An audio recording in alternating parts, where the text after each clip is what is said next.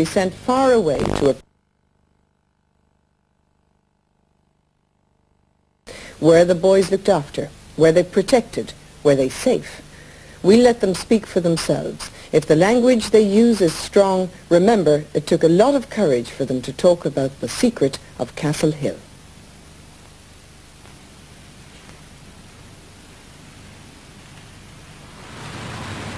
Shrewsbury Crown Court, January this year.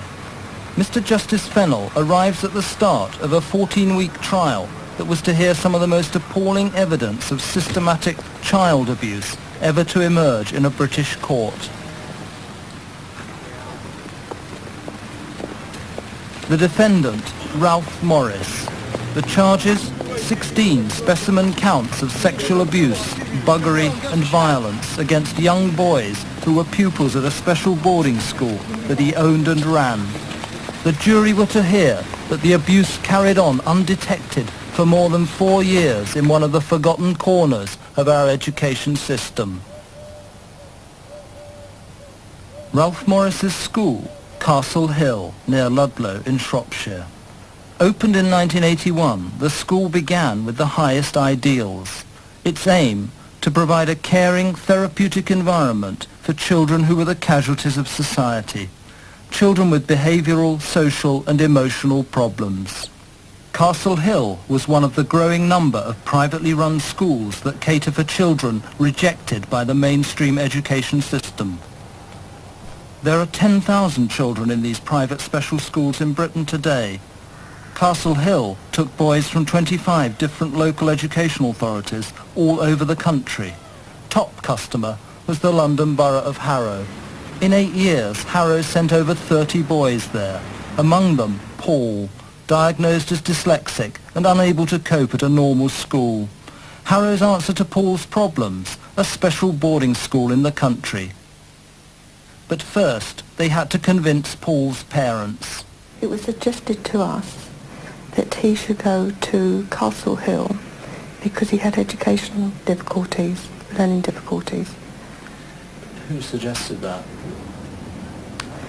London Borough of Harrow. We had a phone call from the London Borough of Harrow.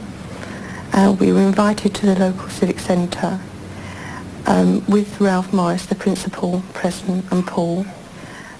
We had an interview with him separately, and then Paul had a separate interview with him. And we were invited up there the next day.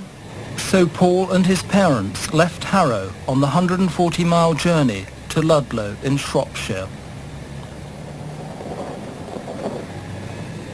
Arriving at Castle Hill School, they were handed this booklet with its message of welcome from Ralph Morris. In friendly style, he outlined the school's caring philosophy.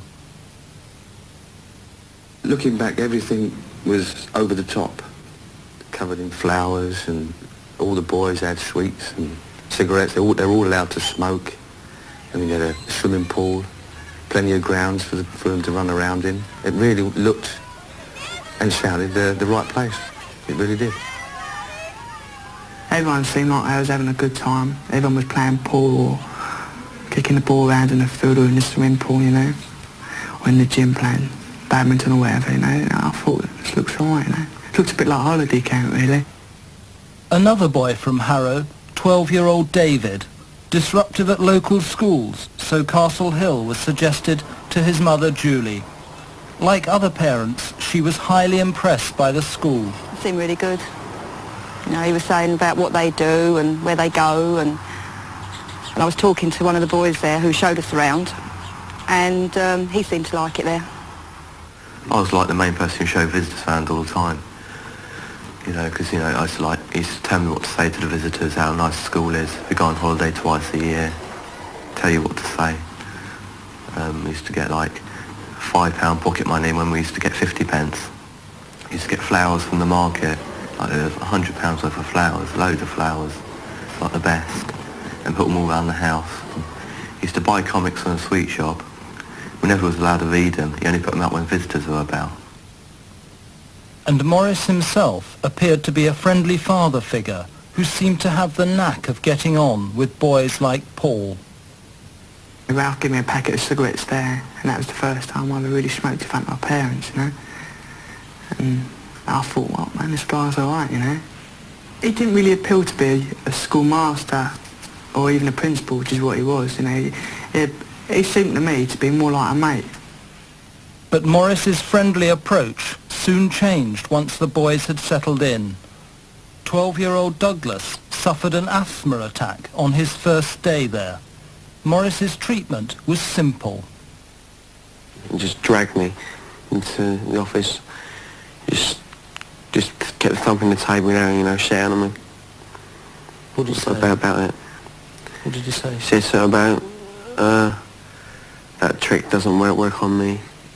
When I first went to the school, like, I just fought the teacher, and Mr. Morse beat me up. Like, just chucked me up the stairs, threw me down the stairs, just kept me up the stairs, and just sent me to bed. You know, just beat me up and just pulled me off, and I hit myself on the locker. I got into the office, and when I went in there he punched me, then started kicking me. Then he got a snooker cue out and started hitting me with that then, to my arms and legs and that. And then when I went out, my shoes come off my feet and he started throwing up at me, calling me a fucking bastard, all the way to the bedroom. Along with the violent outbursts, Morris ran Castle Hill with strict discipline. Boys had to work their way up a hierarchical system called joeing. Joeing was supposedly where you'd do jobs for Mr. Morris and you'd be rewarded with either money or cigarettes. Now that's what it said in like the little green book. Well, you had the Joes, you had like Morris's top Joe, then Morris's Joe, going down in a line. Then you got to the seniors who were just like kids, the senior group of kids, yeah? Then you had the juniors, and then at the bottom end of the juniors you had the cabbages. There was nothing lower than a cabbage. In reality, joeing was little more than a form of organised bullying. I used to be one of the Joes there, and they used to be able to basically do what they like. They were hinted to or sometimes told directly who needs a good hiding or things like that, and you could get away with it. All the Joes there, I mean, used to get perks. You know, it wouldn't come down to behaviour or who was the best behaved kid or anything. It would go by the strength. The stronger you were, the higher up on the list you was. I beat like quite a few kids up there. Never asked why, what the reasons were. But when you're doing it and getting paid for it, you end up doing it for nothing really. Stephen, he was a coloured kid in that school. He had like quite a severe speech impediment. He was like, you speak of pecking orders, he was the lowest peck. Everybody, anything went wrong, everyone took it out on him. Mr. Morris, he said, go upstairs and beat Stephen up. We said, what for? He told us the facts, gave us a rundown, then started sort of winding us all up, getting us into a really vicious mood, then said, go on, upstairs, kill him. So we did, went upstairs, gave him a kicking. I feel bad for what I've done to him. I've sat there and thought out calculated tortures for the kid, just for something to do. But that's a mentality that we all came to know. Morris's top Joe was a boy called Simon, feared by every other boy in the school. All of a sudden the door opened and Simon walked in, started hitting Lee and come up to me. He grabbed me round the throat and hit me. He also had a sock with a couple of pool balls in it and began to hit me over my body. So I curled up into a ball and I heard the door open. I looked and Ralphie was standing at the door watching. When Simon had finished and Simon walked out, Ralph just walked off and shut the door and left us there in the room. I also remember a few days later Simon come in to me and said, look Paul, I'm sorry about the other day, but Ralph told me to do it. Ralph had told Simons to give me a kicking. And I honestly, I don't know what it was over or anything, you know, I just can't remember. It was something silly. And Simon sent one of the lads to come and bring me down a boot, and when I got down there, he kicked me in the face several times. I remember he made my lip bleed because he kicked me right in the mouth. And I said to him, I said, you wait till Ralph hears about this. He goes, well, Ralph just laugh at it because he sent me up here anyway. one time Simon beat the hell out of me once. Really bad beating. So I was playing table tennis and I kept beating him, I was laughing, so I was winning. But then he goes to Mr. Morris, takes me to him. Then Mr. Morris says, take him upstairs, do anything you want to him. So he did, he took me upstairs, pushed me onto my bed to get me down, picking me up, and chucking him onto his knee and punching me in the face, everything. Were the staff at Castle Hill aware of this routine bullying? Former teacher Peter Lockerman. We were aware as a teaching staff that there was bullying going on, particularly with some of the older boys, and this was brought up frequently at staff meetings, and those minutes were then passed on to Ralph, and Ralph's attitude was, did you see it happen? And we didn't, and he said, well, in that case there's no proof and these boys are staying. He had a lot of power and a lot of say. That's through no fault of any of the boys, although some of them could have stopped it, could have said, no, I don't want to do this is wrong. That's because everyone was very, very much intimidated by Mr. Morris. Ralph Morris ran Castle Hill with his wife Barbara as head of care. As the principal and owner, he appeared to have made a great success of his life. Born in 1943 in one of the poorest areas of Liverpool, Morris was taken into care at the age of 2. His childhood was spent in Liverpool's Catholic children's homes, like this one, run by the Sisters of Charity. Leaving care at the age of 16, he joined the Catholic Church to become a lay brother. Morris spent most of the next 14 years at this Liverpool monastery, Bishop's Eton, although he never took holy orders.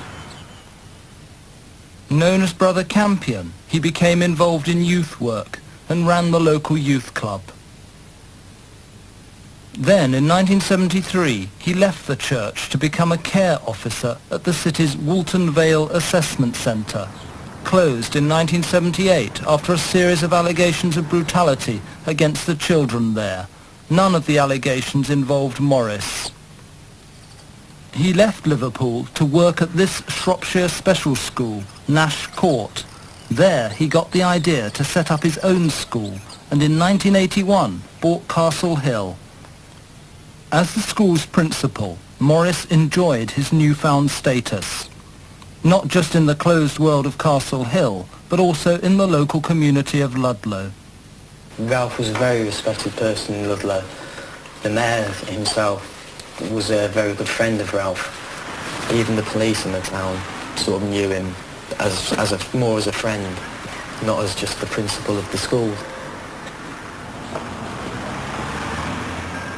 I used to go down to the pub, down to the bridge, and we met the darts team there, and they were saying how wonderful Mr. Morris was, helping the old people out as well.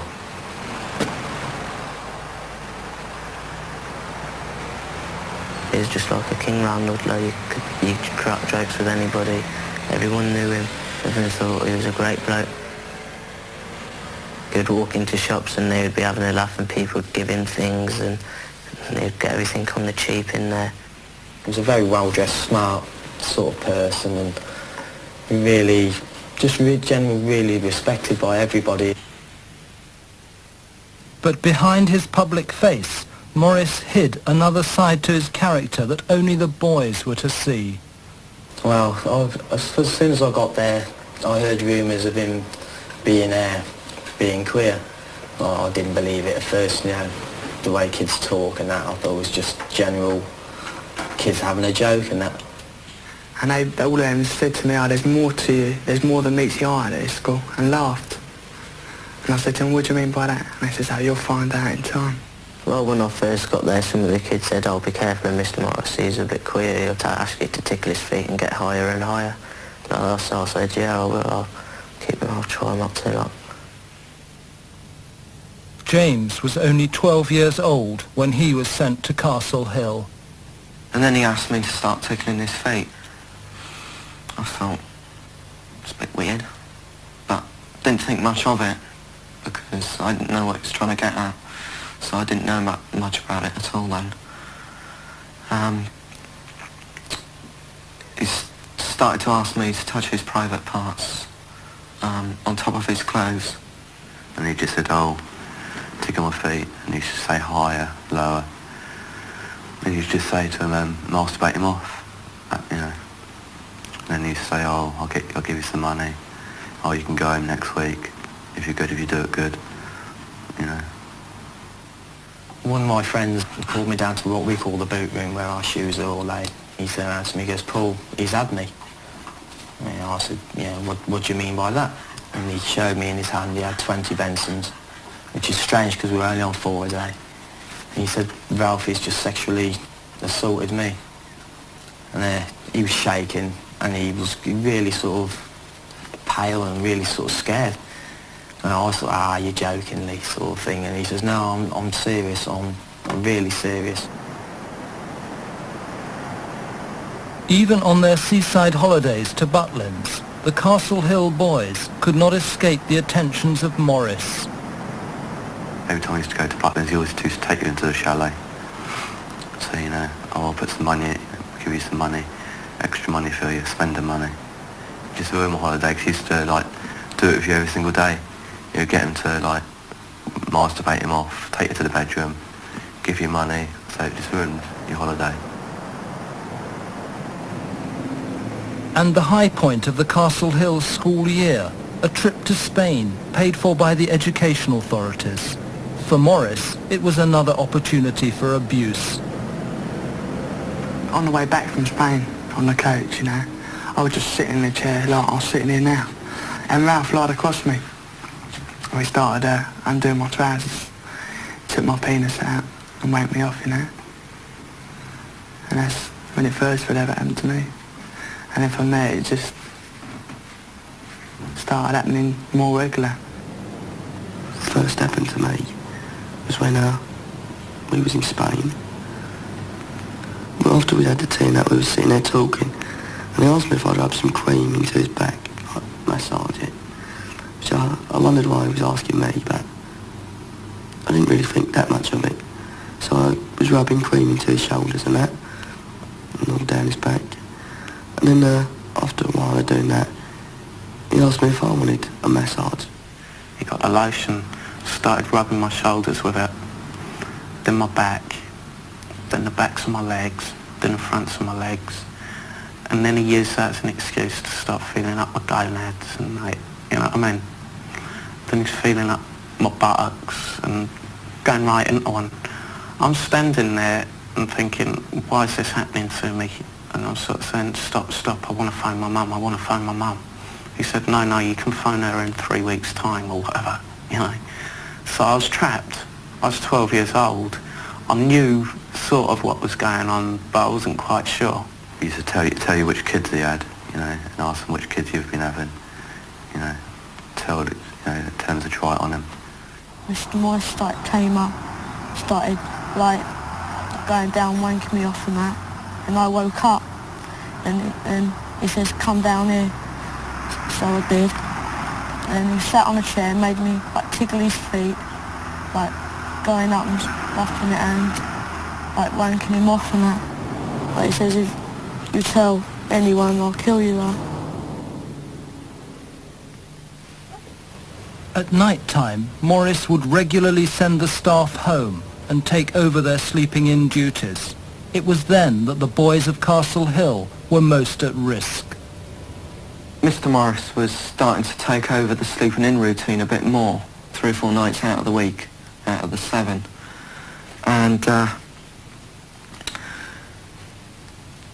he would lure lads into the sleeping-in room and, you know, get on with the abuse, like. When he used to get up to his sleeping room, he'd say, yeah, bring my tray of tea up, Gray, like, you make the nicest cup of tea, you know what I mean? Which was bad news, because I knew afterwards, you know what I mean, I knew why he kept saying to me, you make the nicest cup of tea. During the sexual contact, he would be talking to me, who'd be mentioning other boys' names, saying who's the best and what they do, and he'd also say, oh, if you're good enough and better than the rest, I'll give you a £5 at the weekend. I would be waiting in the bathroom where I would be naked as well, and he would go and get the other lad, and he would start doing it with that lad, and then I would come in after they would start getting going, having sex, and then all three of us would be in the bed light doing it as well. Mr. Morris came up to my room the next morning after everyone else was sort of doing whatever they had to do around the house or at school, and like that was when the sexual abuse really started properly. He was forcing me to wank him off, and he was sort of wanking me off. He used to use the expression "tiddle me up nicely," like, and used to have all these funny phrases, you know. That sort of thing went on all the time. Almost every day I was there. For the whole time I was there, after those first 2 weeks. Was it just masturbation or anything else? No, it went further than that, but I don't really want to go into that, you know. Did he actually commit buggery on you? Yeah.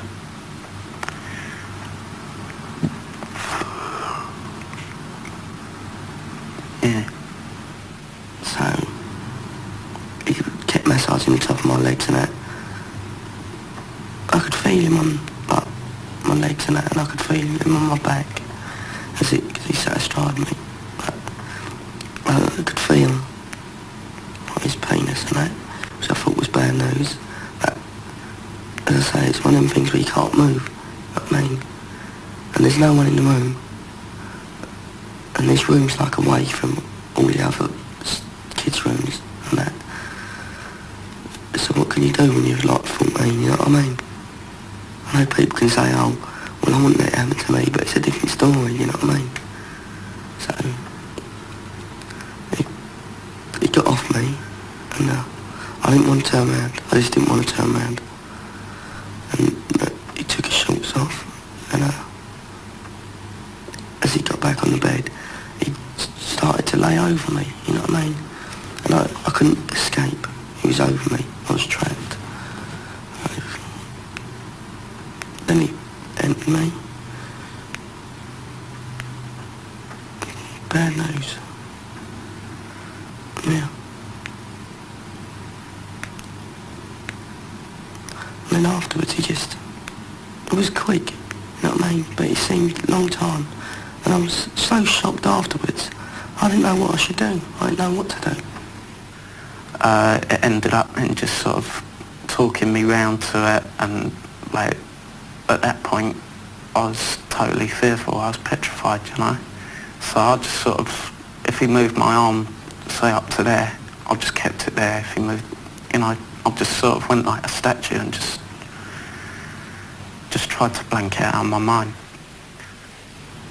I tried oral sex as well, but that was, you know what I mean? It was really bad for me. He tried to put it in my mouth, but I felt really dirty about it, and I just kept like bringing it up, but not actually being sick. Like, you know, when you go up, but nothing's coming out. You know what I mean? I was buggered once, and I found it so excruciatingly painful. I just didn't want it happening to me again, so I said, no, that's it. I'm not having this. It's more or less like someone sticking a knife in you. It's very uncomfortable. I didn't bleed, which was lucky. But I was pretty uncomfortable for the next 3 or 4 days. Afterwards, it's like every time I went to the toilet, it felt as if I was shitting fire. It felt as if all my guts and all my entrails were coming out. I couldn't walk properly. My ass was bleeding every time I went for a shit. It's just extreme pain. And I knew it was happening to other kids there afterwards, you know what I mean? But I didn't want to go up to them and say, is this happening to you? Because I was bullying them like a month, 2 months earlier, you know what I mean? And it was probably down to me that they gave in. I went back upstairs and I just lay in my bed for the rest of the day, crying my eyes out. All I wanted to do then was go home. That's all I wanted to do for the rest of the 2.5, 3 years. I just wanted to go home.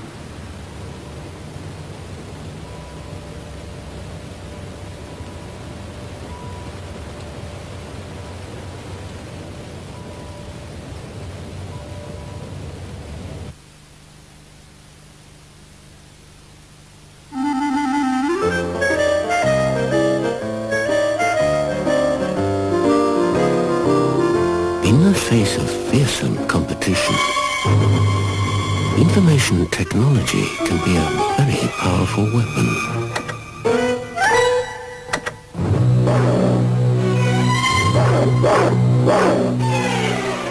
Anderson Consulting can help you find the best way to unleash it.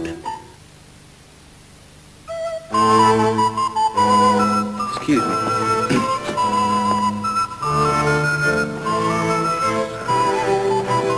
How's it?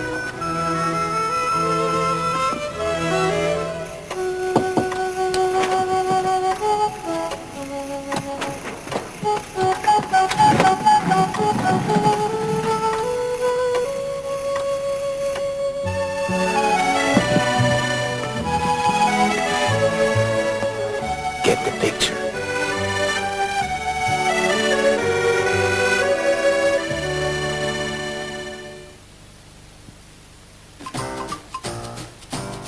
Hello there. You know, sometimes photocopiers really crease me up. That's why Canon have made theirs simple enough to use, standing on your head. Just like this. So don't get a headache. Get a Canon. On paper. If anyone can, Canon can. Whisk Liquid now comes in a handy carton pack. Your colours won't go flat, but the pack will. Changing your appearance can be done in just a sec. Be instantly much slimmer or bigger, even change your sex. But you can't make real coffee in an instant yet. Real coffee takes a little bit longer.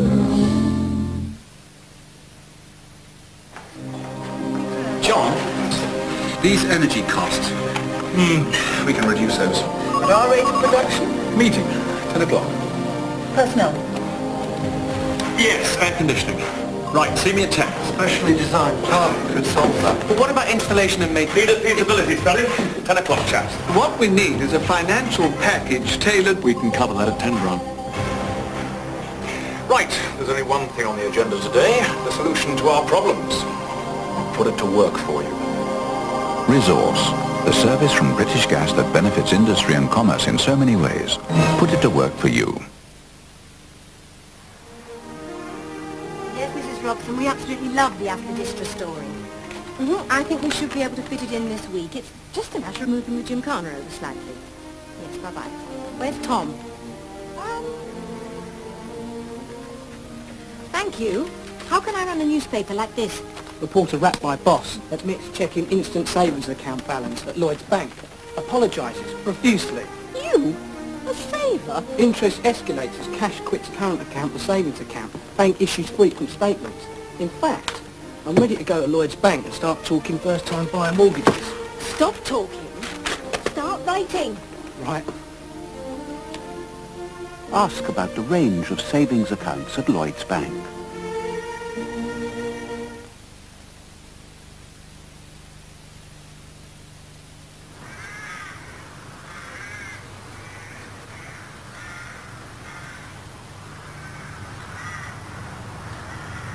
For 8 years, Ralph Morris was free to rape, abuse and bully the boys in his care.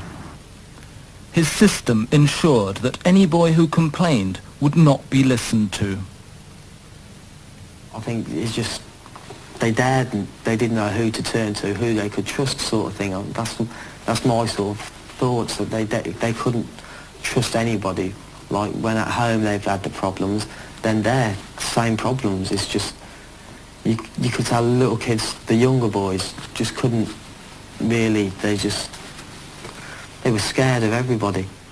I mean, obviously they can't complain within the institution because Morris ran the place and the complaint would go to him. But they can't go back to their parents, the social worker, who? They were the people that sent them there. And the second reason they don't complain is what's going to happen when they do complain? I mean, supposing they're not believed, then they're going to be in that place with the added problem of recriminations from Morris. I'm not sure I would have complained if I'd been there. You'd want to tell someone, but you could tell them, but they wouldn't believe it. They'd just laugh in your face. So really, it was a waste of time. You couldn't really tell no one. You could tell your parents and they'd just laugh at you. Because they'd think he's so great because he'd put on an act while your parents were there, really. He'd be so nice and polite to you. Wouldn't shout at you or nothing. But supposing a boy's parents did take his complaint seriously, what could they do to get their child out of a school like Castle Hill? If the child's in care, no, the parent can't do anything about it, except kick up a fuss. If the child has what's called a statement of special educational needs, it's formal identification of special needs, then again the parent has no right to remove the child from such a school. It's hard to explain, but Morris had more hold over our lives at school, at home, the lot. He had us right where he wanted us, under his thumb. He was a very, very convincing man. But even Morris couldn't prevent some complaints from eventually reaching the outside world. As early as Christmas 1987, Douglas began to tell his mother about some of his experiences at the school. I asked him a few questions and I thought that it was going to be a case of boys will be boys, but it was that the principal had touched him, and at that stage that was as much as I could get out of Douglas. About 6 or 7 hours later I went to the police to report it, and the following day Douglas and I went to Bridgewater Police Station to give statements, both of us, and during the course of nearly a whole day at the police station it came out that Douglas had been sexually assaulted. How did you feel about that going on at the time? Scared, but he told me if I said anything that he'd stop me coming home. Did you want to tell anybody about it? Did you want to complain? Yeah. How old were you? 12. There had been oral sex performed by both Douglas and Mr. Morris. He had actually committed buggery on Douglas. And various other things. And as a result of us giving statements to the police, Douglas was examined by a police surgeon, and 2 days later he was examined by a paediatrician, and he had to have an AIDS test. It was in the hands of the police up in Ludlow. And then eventually it came back to us that Douglas wasn't believed, that there were discrepancies in his statement. And then everything went quiet, it was just dropped. Then 4 months after Douglas's unsuccessful complaint, Paul made similar allegations on a visit home. It was one weekend, and I got really drunk at my girlfriend's house, you know. And I just thought, fucking hell, man, I can't handle this no more, you know what I mean? It was really doing my head in, so I told my parents, didn't I? Paul came straight in. He said, I know you want to talk to me. And I asked Paul, you know, what had actually been going on. And he said that, I can't go on. No, I just can't. And he said, you know, things were going on that we didn't know anything about. You know, we couldn't believe it. You know, we just couldn't believe what was actually going on there. Well, Paul was talking about mutual masturbation, oral sex, and pure brutality and humiliation. Once again, the Ludlow police were asked to investigate. Paul made a detailed statement to them. So then after I made that statement, that police officer went round the school with Mr. Duggan present and questioned every boy at the school. And of course they ain't going to say nothing, are they? Not while they're at the school. What I actually told them was Morris is a lovely man and this is the best school I've ever been to.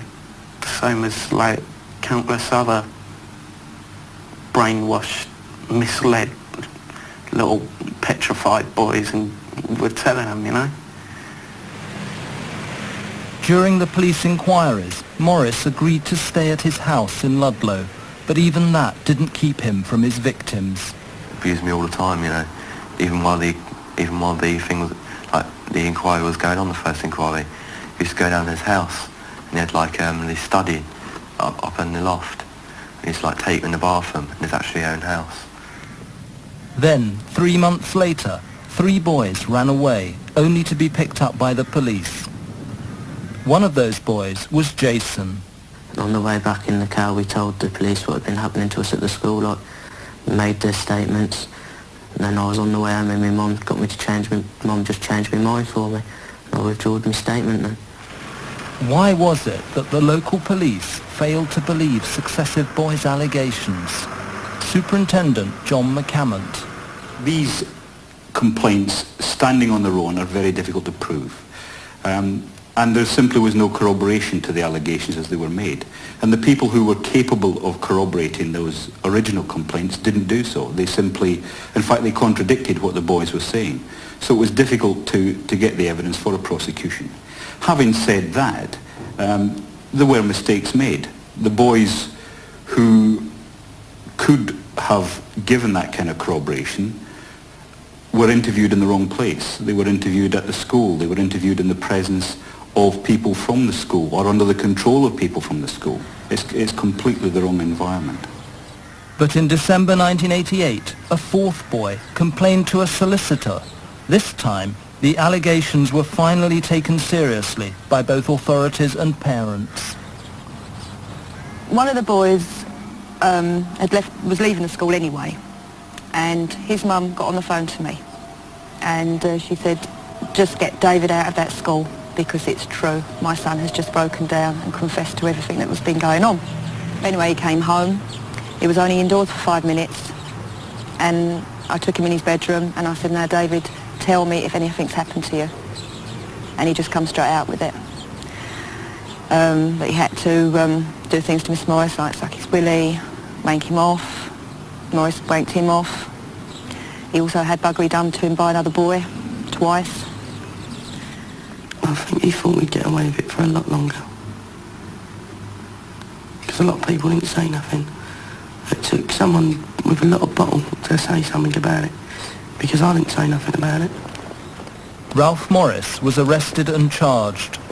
The police investigation that followed uncovered the full picture of Morris's 8-year reign of abuse.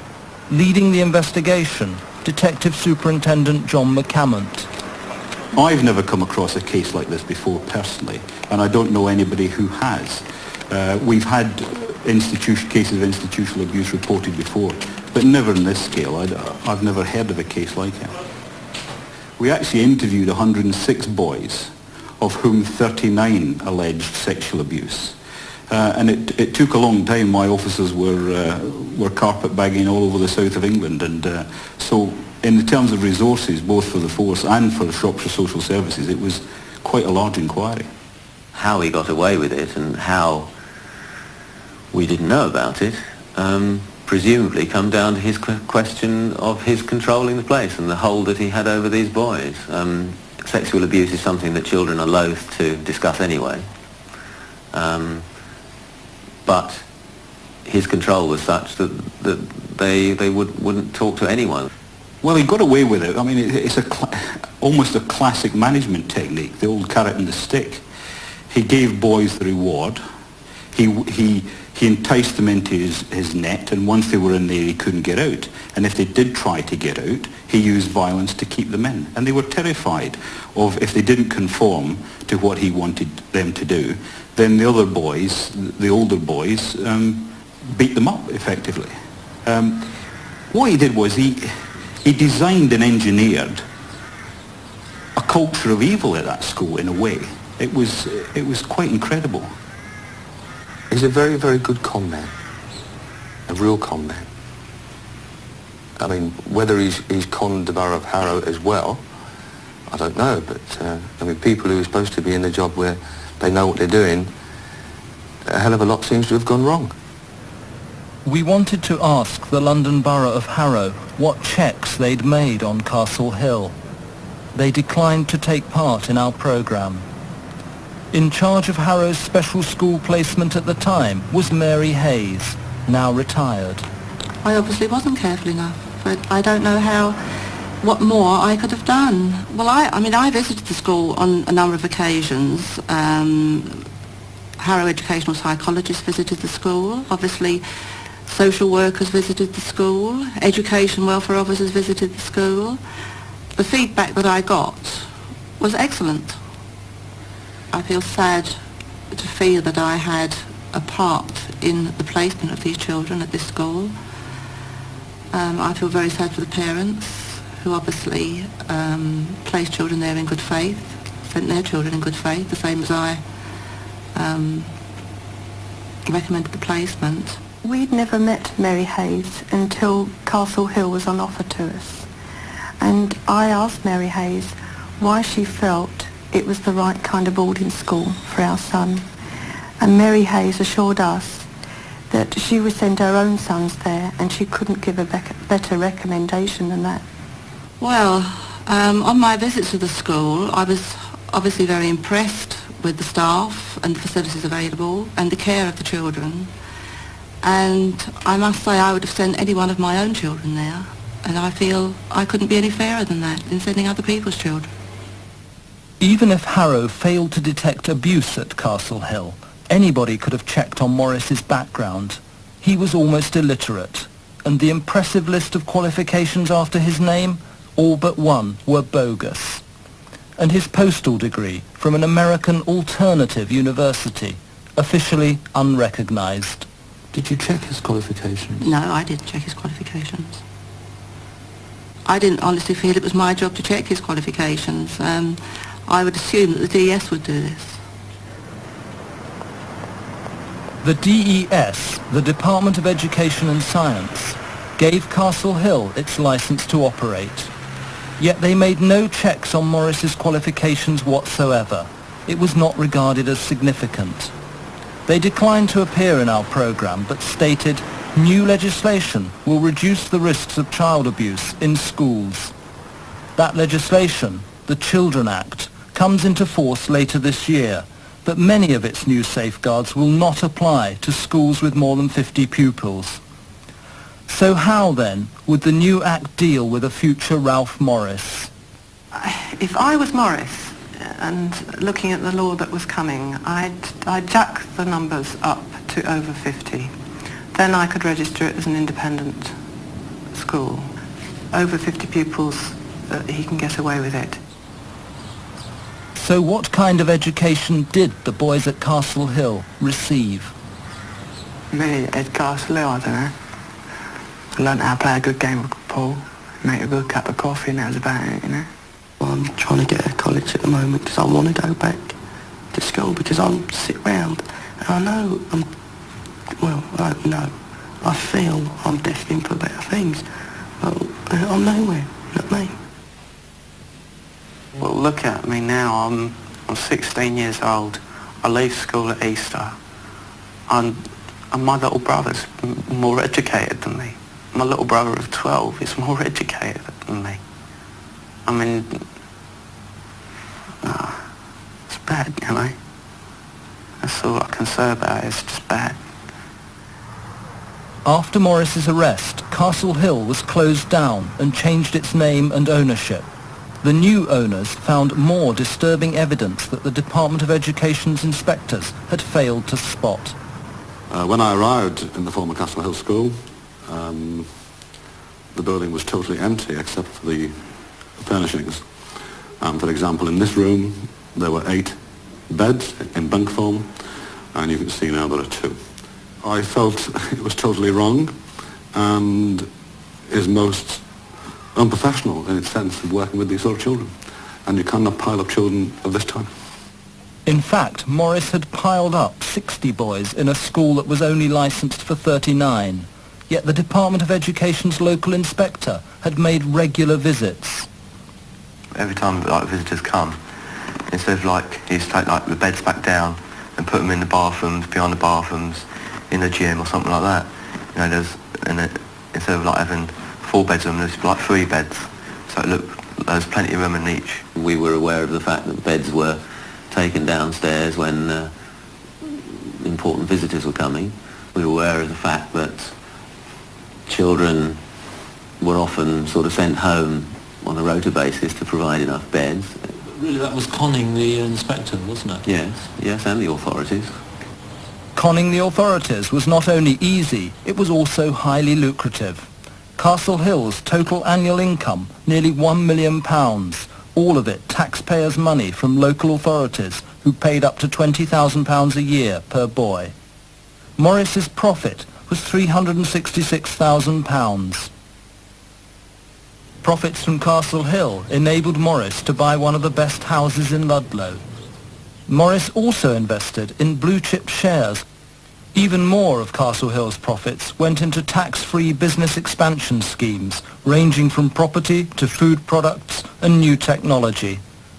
On his arrest, Morris was worth almost £500,000. Yeah, he always used to brag, oh, how much money he's got in the bank. And every time he used to go to the bank, like, he used to take loads of money out. He used to have all these gold cards.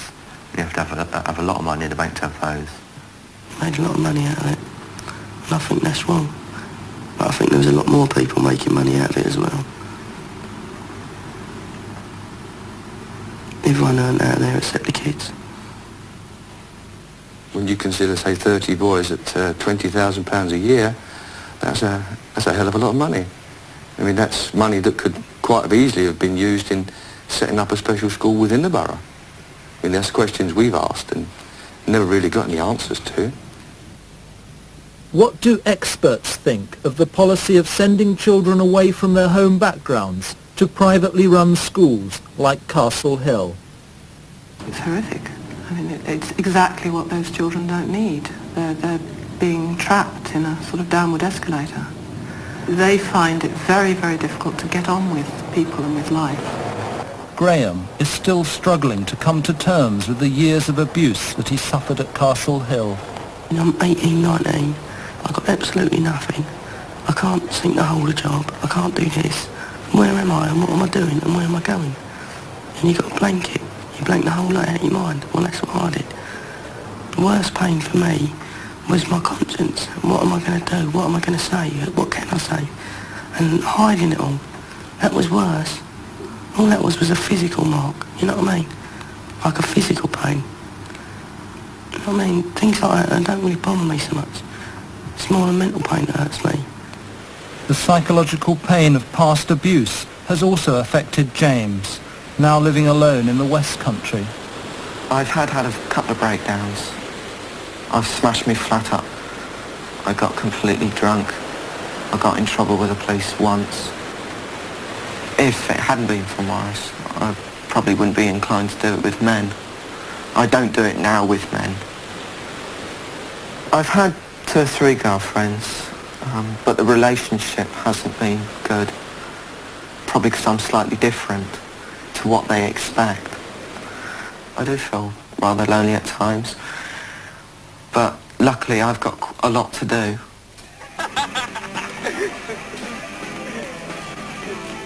Problems with relationships have also affected Paul. I began to believe that I was gay, you know. It disencouraged me with women, with my girlfriend, you know. And I started to turn, not really violent, but verbally violent against my own girlfriend, which is no longer with me now, due to that. And for Richard, life after Castle Hill has been anything but settled. The last 2.5, 3 years for me, of my life, I think the only words to sum it up is a fucking big mess. That's all. No other words, just one big mess. They've ruined me, or they've done their best to ruin me. They've done their best to ruin my life. Hopefully I'll be able to get one over on them, not let them ruin me. How do you see the future? Bleak. Very, very bleak. I don't know what's happening tomorrow, let alone in 2, 3 years' time. well, we've got tremendous admiration for the boys, for the former pupils of Castle Hill School, particularly the ones that have had to give evidence, and more particularly the ones that had the courage to complain initially. They seem, I hope that the conviction has helped them to purge from their mind what's happened to them. Ralph Morris was convicted on 9 charges of buggery, abuse and violence. He was cleared of 1 indecent assault involving Paul, and 6 charges, including a case relating to Graham, were left on the file. His sentence, 12 years imprisonment. But his victims may be affected for the rest of their lives. It's affected him very bad.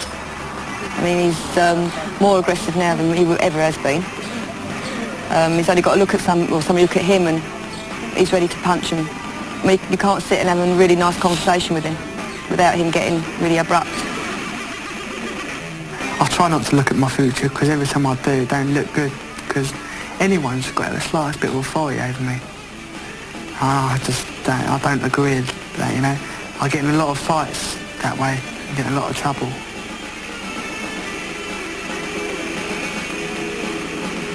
More than the sexual abuse, more than the beatings, more than anything, he's guilty of theft. Yeah, because he stole my childhood and he stole every other kid that was in that school. He stole our childhoods.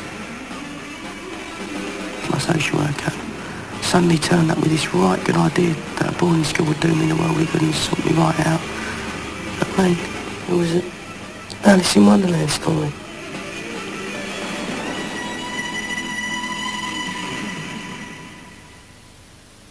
The boys are suing Ralph Morris for what he did to them. They'll carry the emotional scars for the rest of their lives. And it all happened because the state sent them to Castle Hill School. We'll be back in June. Until then, good night.